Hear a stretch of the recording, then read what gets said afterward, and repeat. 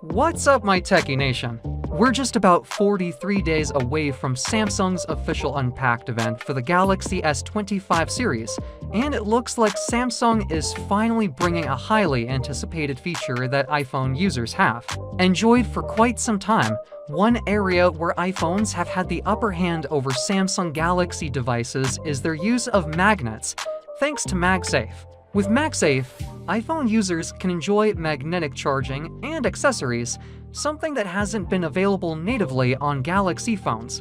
Well, that could finally change with the Galaxy S25 series. According to reports, the Galaxy S25 series will support the Q to wireless charging standard, which includes a magnetic power profile. This will essentially be Samsung's answer to Apple's MagSafe technology, allowing users to finally use magnetic chargers and accessories with future Galaxy S flagship phones. While this may not seem groundbreaking to some, trust me, MagSafe is a feature that iPhone users absolutely love, and Samsung's move to adopt it is definitely a strategic one.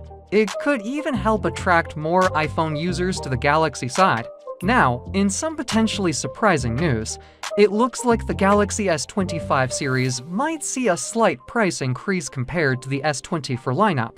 We don't know the exact amount yet, but it could be around a $100 increase. One of the reasons behind this price hike is the higher cost of the new Qualcomm Snapdragon chipset that will be used in all markets. This is a result of Samsung's failure to produce its own Exynos 2500 chip, which means they have to rely on Qualcomm, leading to the price increase. Nothing is confirmed at this point, and prices may vary depending on the market, so we'll get more details as we get closer to the official launch. Finally, Samsung is also reportedly gearing up to launch their Galaxy XR headset in 2025. There's even talk that we could see the first prototype of the device unveiled alongside the Galaxy S25 series at the Unpacked event.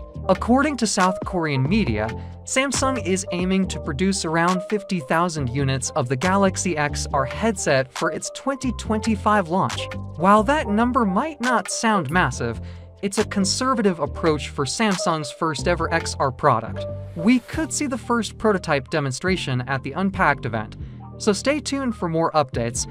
That's it for today's video. Let me know your thoughts in the comments below. And if you're new here, don't forget to subscribe to Techie Nation.